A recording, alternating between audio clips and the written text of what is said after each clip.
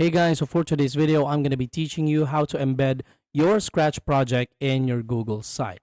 So first thing is you want to head on to your stuff, or you want to head on to the project where and that's the project you want to embed. So I'm going to choose this Untitled 38.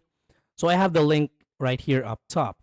Now I have found out that there's no embed button in here.